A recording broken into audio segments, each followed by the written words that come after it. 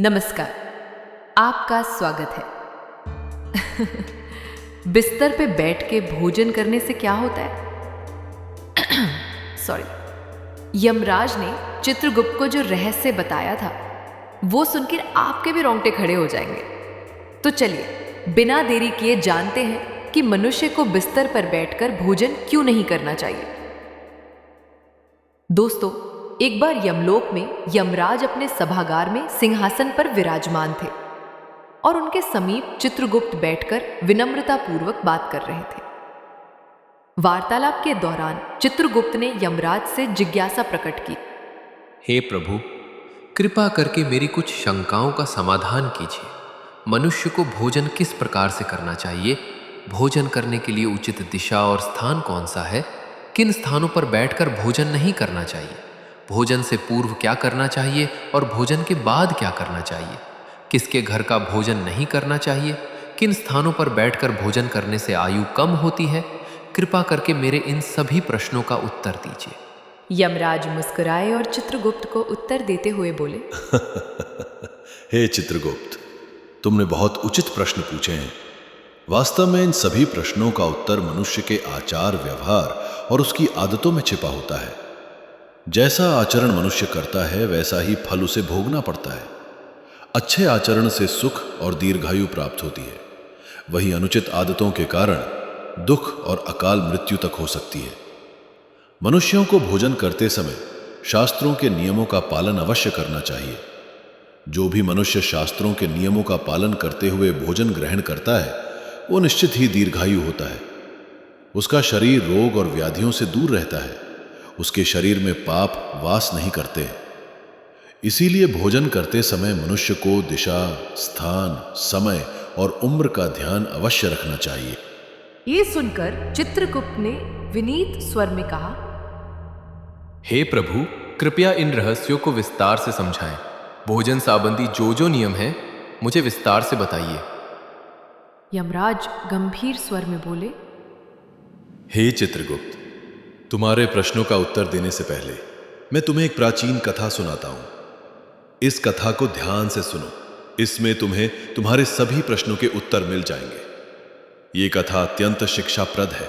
जो भी इस कथा का श्रद्धापूर्वक श्रवण करेगा और इसका प्रचार करेगा उसके 32 प्रकार के पाप मैं क्षमा कर दूंगा। ये सुनकर चित्रगुप्त हर्षित हो गए और बोले। हे धर्मराज, आपके मुख से इस महान कथा को सुनना मेरा सौभाग्य है। मैं ध्यानपूर्वक इसे अवश्य सुनूंगा। फिर यमराज चित्रगुप्त को वो प्राचीन कथा सुनाने लगते हैं। वही कथा मैं आपको सुनाऊंगी। प्रिय श्रोताओं, ये कथा बहुत ही ज्ञानवर्धक है। इस कथा को आप अंत तक जरूर सुने। प्राचीन काल में मगध देश के विजयपुर नामक राज्य में चंद्रकेतु नाम के प्रतापी और धर्मपरायण सम्राट राज्य करते थे। उस राज्य में प्रकृति की भरपूर संपदा थी और प्रजा अत्यंत सुखी एवं संतुष्ट थी। राजा चंद्रकेतु गुणवान, बुद्धिमान तथा दयालु हृदय के थे। वे सदैव प्रजा के हित में प्रयत्नशील रहते और यज्ञ, दान व जन कल्याण के अनेक कार्य करते रहते थे। प्रजाजन उन्हें पिता के समान आदर एवं प्रेम देती थी। राजा की पत्नी रानी शीलवती भी उतनी ही धर्मपरायण, सुंदर और सदाचारी थी। रानी शीलवती प्रतिदिन पूजा पाठ करती, जरूरतमंदों को अन्न वस्त्र दान करती और सच्चे हृदय से प्रजा के कल्याण की कामना करती थी। इस दिव्य दंपति के राज्य में सभी सुखी थे, किंतु एक दुख था जो राजा रानी के हृदय को सालता रहता था। वह दुख था संतान न होना। राजा चंद्रकेतु और रानी शीलवती की कोई संतान नहीं थी। वर्षों बीत गए। उन्होंने अनेक व्रत, पूजा और यज्ञ किए, देवी देवताओं से प्रार्थना की, ऋषि मुनियों की सेवा की, परंतु उन्हें पुत्र या पुत्री प्राप्त नहीं हुई। दोनों इस बात से अत्यंत दुखी रहते थे। राजा अपने महल में कई बार चिंतित होकर सोचते। मैंने ऐसा कौन सा पाप किया है जो मुझे पुत्र सुख से वंचित रहना पड़ रहा है? राज्य में सब कुछ है, प्रजा सुखी है, पर मेरे वंश को आगे ले जाने वाला कोई उत्तराधिकारी नहीं। क्या मेरे पुण्यों में कमी रह गई या पूर्व जन्म के किसी अपराध का फल मुझे मिल रहा है? राजा चंद्रकेतु दिन प्रतिदिन अधिक उदास रहने लगे। प्रजा को जब ये पता चला कि राजा अपनी संतानहीनता के कारण दुखी है, तो राज्य के लोग भी चिंता करने लगे। सब ईश्वर से प्रार्थना करते कि राजा रानी को शीघ्र संतान सुख प्राप्त हो। एक दिन राजा ने निश्चय किया कि वे किसी महापुरुष की शरण लेकर अपनी समस्या का हल पूछेंगे। उन्हें स्मरण आया कि महान तपस्वी ऋषि वशिष्ठ इस समय निकटवर्ती वन में आश्रम बनाकर तप कर रहे हैं। ऋषि वशिष्ठ त्रिकालदर्शी एवं दिव्य दृष्टि वाले महात्मा हैं। वे अवश्य ही इस रहस्य को जान सकते हैं। राजा ने निश्चय किया कि वे स्वयं आश्रम जाकर ऋषि वशिष्ठ से मार्गदर्शन मांगेंगे। अगले ही दिन प्रातः राजा चंद्रकेतु कुछ सहयोगियों सहित अपने रथ पर सवार होकर वन की ओर चल पड़े। शीघ्र ही राजा वशिष्ठ मुनि के शांत आश्रम पहुंचे, जो हरे भरे वृक्षों से घिरा था और जहां पक्षियों का मधुर कलरव गूंज रहा था। ऋषि वशिष्ठ आश्रम के द्वार पर ही मानो उनकी प्रतीक्षा कर रहे थे। राजा को आते देख ऋषि ने मुस्कुराकर स्वागत किया और बोले, आओ राजन, हमारे आश्रम में तुम्हारा स्वागत है। आज इधर आने का क्या कारण है? सब कुशल तो है? कहीं राज्य कार्य से विरक्त होकर संन्यास लेने का विचार तो नहीं बना लिया? इतना कहकर ऋषि ने हल्की मुस्कान की, फिर गंभीर हो गए। राजा चंद्रकेतु ने हाथ जोड़कर विनम्रता से कहा, हे मुनिवर, राज्य कार्य भली भांति चल रहा है। संन्यास लेने का इरादा नहीं है, पर मैं एक भारी चिंता के कारण व्याकुल होकर आपकी शरण में आया हूं। आप जगत के रहस्यों के ज्ञाता हैं। मेरी शंका का समाधान केवल आप ही कर सकते हैं। ऋषि वशिष्ठ ने सहानुभूति भरे स्वर में पूछा, राजन, आप जैसे प्रतापी और धर्मनिष्ठ राजा को भला किस बात का दुख हो सकता है? निश्चय ही आपकी प्रजा सुखी है, राज्य समृद्ध है। फिर भी यदि आपके मन में कोई शंका या कष्ट है तो निसंकोच कहिए, मैं यथाशक्ति अवश्य सहायता करूंगा। तब राजा चंद्रकेतु ने दुखी स्वर में अपनी व्यथा सुनाई। हे मुनिवर, मेरे जीवन में एक ही अभाव है। मेरी कोई संतान नहीं है, न पुत्र है न पुत्री। मैंने अनेक यज्ञ उपवास किए, तीर्थों के दर्शन किए, ब्राह्मणों को दान दिया, हर संभव प्रयास किया, किंतु भाग्य ने मुझे संतान सुख से वंचित रखा है। कृपा कर यह बताएं कि ऐसा कौन सा अपराध मुझसे हुआ है जो मुझे संतानहीन रहने का दंड मिला है। मेरे बाद मेरे राज्य का उत्तराधिकारी कौन होगा? मेरा वंश कैसे आगे बढ़ेगा? मेरे मन की यह पीड़ा दूर कीजिए और यह भी बताइए कि संतान प्राप्ति के लिए मुझे क्या उपाय करना चाहिए। राजा की व्यथा सुनकर आर्षि वशिष्ठ ने कुछ पल के लिए आंखें मूंद लीं और अपनी दिव्य दृष्टि से राजा के पूर्व जन्म के कर्मों का निरीक्षण करने लगे। ध्यान मग्न अर्षि पर राजा की निगाह टिकी थी। कुछ क्षण बाद अर्षि ने आंखें खोलकर कहा, हे राजन, जो कुछ मैं बता रहा हूं उसे धैर्यपूर्वक सुने। आपके संतान न होने का कारण आपके पूर्व जन्म के कर्म में छिपा है। पिछले जन्म में अनजाने में आपसे एक पाप हुआ था, जिसका दंड आपको इस जन्म में संतानहीनता के रूप में मिल रहा है। राजा चंद्रकेतु चकित होकर बोले, पूर्व जन्म का पाप? कृपया विस्तार से बताएं मुनिवर, मुझसे ऐसा कौन सा पाप हो गया? वशिष्ठ जी बोले, पूर्व जन्म में आप एक साधारण शिकारी थे और वन में शिकार करके जीविका चलाते थे। मूलतः आप बुरे हृदय के नहीं थे, पर शिकार के दौरान कभी कभी अधर्म हो ही जाता है। एक दिन की बात है, आप जंगल में एक हिरण का पीछा करते करते बहुत दूर निकल गए। वहां एक हरी भरी जगह पर एक गौ माता अपने बछड़े को दूध पिला रही थी। दुर्भाग्यवश आपको वह दिखाई नहीं दी। आपको लगा शायद हिरण झाड़ियों के पीछे है और आपने उसी ओर तीर चला दिया। वह तीर सीधे उस गौ माता को जा लगा। बेचारी गाय बुरी तरह घायल हो गई और पीड़ा से भूमि पर गिर पड़ी। उसका बछड़ा डरकर कांपने लगा। जब आपको अपनी भूल का पता चला तो आप बहुत पछताए और भागकर गाय के पास पहुंचे। आपने तुरंत उपचार का प्रयत्न किया, पर कुछ देर बाद उस गाय ने तड़प कर प्राण त्याग दिए। हे राजन, गौ माता को अकारण कष्ट पहुंचाने के कारण ही आपको वर्तमान जन्म में संतान सुख से वंचित रहना पड़ा है। गाय परम पवित्र प्राणी है और उसे गौ माता कहा जाता है। उसकी पीड़ा का पाप बहुत बड़ा होता है।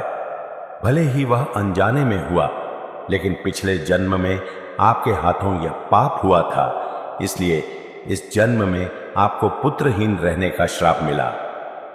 पूर्व जन्म का यह रहस्य सुनकर राजा चंद्रकेतु के नेत्रों से आंसू बहने लगे। वे दुखी होकर बोले, मुनिवर, मुझे पछतावा है कि पिछले जन्म में मुझसे ऐसा अनर्थ हो गया। मैंने अज्ञानवश गौहत्या का पाप किया। अब बताइए कि इस पाप से मुक्ति का कोई मार्ग है? क्या कोई प्रायश्चित है जो मैं कर सकता हूं? कृपा करके मुझे इस पाप से उभरने का उपाय बताएं। ऋषि वशिष्ठ ने कोमल स्वर में कहा, हे राजन, हर पाप से प्रायश्चित द्वारा मुक्ति संभव है। यदि मनुष्य हृदय से प्रायश्चित करना चाहे, आपके मामले में भी उपाय है। गौ हत्या या गौ को कष्ट देने के प्रायश्चित स्वरूप आपको गौ सेवा करनी चाहिए। आप पूरी निष्ठा से गायों की सेवा करें, भूखी गायों को चारा पानी दें, गौशालाएं बनवाएं, बीमार गायों का उपचार करवाएं और गौ माता के प्रति प्रेम एवं भक्ति रखें। गौ सेवा से बढ़कर कोई पुण्य नहीं है। इसी से आपके पूर्व जन्म के पाप का शमन हो सकेगा। राजा चंद्रकेतु ने आशी के चरण पकड़ लिए और कृतज्ञता से बोले, मुनिवर, आपने मेरी आंखें खोल दी। मैं अवश्य आपके बताए मार्ग का पालन करूंगा। गौ माता की सेवा करके ही मैं अपने पाप धोने का प्रयास करूंगा। ऋषि वशिष्ठ ने आशीर्वाद देते हुए राजा को विदा किया। राजा चंद्रकेतु आश्रम से लौटकर पूरी निष्ठा के साथ गौ सेवा में जुट गए। उन्होंने राज्य भर में गौशालाएं बनवाई और स्वयं प्रतिदिन गायों की देखभाल व पूजन करने लगे। रानी शीलवती भी गौ माताओं की सेवा में बराबर लगी रहीं। उन्हें पूर्ण विश्वास था कि गौ सेवा से उनके जीवन का अंधकार अवश्य दूर होगा। कई महीनों तक निरंतर श्रद्धापूर्वक गौओं की सेवा करने के बाद भगवान ने उनकी प्रार्थना सुनी। रानी शीलवती ने अंततः एक सुंदर पुत्र को जन्म दिया। वर्षों बाद संतान सुख पाकर राजा रानी की खुशियों का ठिकाना न रहा। पूरे राज्य में आनंद मनाया गया और उस शुभ अवसर पर प्रजा ने भी हर्षोल्लास से उत्सव मनाया। समय बीतता गया। राजकुमार हृष्ट-पुष्ट बालक के रूप में बड़ा होने लगा। राजा रानी ने उसका लालन पालन बड़े लाड़ प्यार से किया। वर्षों बाद संतान मिलने के कारण वे राजकुमार की प्रत्येक इच्छा पूरी करते थे। माता पिता को प्रसन्न रखने के लिए महल के सेवक भी राजकुमार को दुलार देते और कभी किसी बात के लिए उसे कठोर अनुशासन में नहीं रखा जाता था। अत्यधिक लाड़ प्यार के कारण राजकुमार अनुशासनहीन होने लगा था। हालांकि वो हृदय से बुरा नहीं था, बचपन से ही उसे मन मर्जी करने की छूट मिल गई थी। वो सुबह देर तक सोया रहता और बिना नहाए धोए रसोई से नाश्ता मांग लेता। कभी भोजन कक्ष में जाने का कष्ट नहीं करता, बल्कि बिस्तर पर ही भोजन करने की जिद करता। महल के दास दासियां सोने की थाली में तरह तरह के पकवान सजाकर राजकुमार के शयन कक्ष तक ले आते। राजा या रानी उसे डांटते टोकते नहीं थे और सेवक भी उसकी हर इच्छा पूरी करते थे। राजगुरु सहित कुछ बुजुर्गों ने कभी कभार राजकुमार को समय पर स्नान करने और उचित स्थान पर बैठकर खाने की सलाह भी दी, परंतु माता पिता ने प्रेमवश उसकी गलतियों को अनदेखा कर दिया। रानी शीलवती भी बेटे की हर फरमाइश पूरी करती थी और चाहती थी कि उसका बचपन हंसी खुशी बीते। इस प्रकार राजकुमार युवा किशोर अवस्था तक आया। देखते देखते वो 16 वर्ष का हो गया। राजा चंद्रकेतु ने मन ही मन उसे अपना उत्तराधिकारी मानना शुरू कर दिया था, किंतु विधि को कुछ और ही मंजूर था। 16 वर्ष की आयु में राजकुमार अचानक एक गंभीर रोग से पीड़ित हो गया। राजवैद्यों ने इलाज में कोई कसर ना छोड़ी। दूर दूर से वैद्य बुलाए गए और यज्ञ प्रार्थनाएं भी की गई, किंतु कुछ भी कारगर नहीं हुआ। कुछ ही दिनों के भीतर दुर्भाग्यवश उस किशोर राजकुमार ने अपने प्राण त्याग दिए। इस आकस्मिक वज्रपात से राजा रानी पर दुखों का पहाड़ टूट पड़ा और पूरे राज्य में शोक छा गया। इस घटना के बाद राजा चंद्रकेतु ने राजपाट त्यागने का निर्णय कर लिया। उन्होंने अपने भतीजे को राज्य सौंप दिया और रानी शीलवती के साथ वन में ऋषि वशिष्ठ के आश्रम जा पहुंचे। ऋषि वशिष्ठ ने राजा रानी को अत्यंत शोकाकुल देखा तो स्नेहपूर्वक कारण पूछा। राजन, आप इतने व्यथित क्यों हैं? राजा चंद्रकेतु ने रोते हुए अपने पुत्र की अकाल मृत्यु की कथा ऋषि को सुना दी। तब ऋषि वशिष्ठ ने ध्यान लगाकर अपनी दिव्य दृष्टि से कारण जानने के बाद कहा, हे राजन, आपके पुत्र की आयु क्षीण होने का कारण उसके अपने ही आचरण में था। आपको पूर्व जन्म के पुण्य फल से पुत्र की प्राप्ति तो हुई, किंतु आपके पुत्र ने बचपन से ही कुछ ऐसी अनुचित आदतें अपनाई जिनके परिणाम स्वरूप उसे अल्पायु में ही मृत्यु का सामना करना पड़ा है। आपका पुत्र प्रतिदिन बिना स्नान किए भोजन करता रहा और प्रायः बिस्तर पर बैठकर ही भोजन करता रहा। जो मनुष्य बिना नहाए धोए भोजन करता है उसकी आयु क्षीण हो जाती है, और जो मनुष्य बिस्तर पर बैठकर भोजन करता है उसके शरीर में विभिन्न रोग उत्पन्न हो जाते हैं और उसके जीवन के भी असमय समाप्त हो जाने की आशंका रहती है। अनेक औषधियों और प्रयासों के बावजूद आपका पुत्र बचाया नहीं जा सका, क्योंकि उसकी देह उन अपवित्र आदतों का शिकार हो चुकी थी। ऋषि के इन वचनों ने राजा रानी की आंखें खोल दी। उन्हें अपनी भूल का गहरा पश्चाताप हुआ और उन्होंने सांसारिक मोह त्यागने का निश्चय किया। राजा चंद्रकेतु ने वहीं आश्रम में रहकर शेष जीवन तपस्या और भगवान के चिंतन में बिताया। रानी शीलवती ने भी राजसी ठाट बाट त्याग कर अपने पति के साथ सादा जीवन अपना लिया।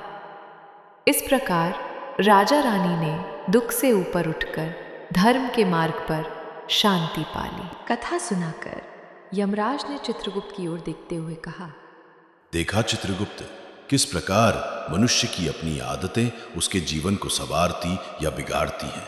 राजा चंद्रकेतु जैसे पुण्यात्मा को भी अपने पुत्र की अकाल मृत्यु का दुख सहना पड़ा, क्योंकि उनके पुत्र ने गलत आदतों का पालन किया था। अतः प्रत्येक मनुष्य को सावधान रहना चाहिए कि वह किस प्रकार का आचरण कर रहा है। मनुष्य को सदैव भोजन करने से पूर्व शारीरिक शुद्धि कर लेनी चाहिए। अपने 5 अंग, दोनों हाथ, दोनों पैर तथा मुखमंडल को अच्छी तरह जल से धोना चाहिए। यदि संभव हो तो भोजन से पूर्व स्नान करके पवित्र होकर ही अन्न ग्रहण करना चाहिए। बिना स्नान किए भोजन करना शास्त्रों में वर्जित है। ऐसा करना पशुओं जैसा आचरण माना गया है और इससे आयु कम होती है। साफ सफाई के बाद ही मनुष्य को अन्न ग्रहण करना चाहिए। भोजन आरंभ करने से पूर्व मनुष्य को अन्नपूर्णा देवी तथा परमात्मा को स्मरण कर धन्यवाद देना चाहिए, जिनकी कृपा से ये भोजन प्राप्त हुआ है।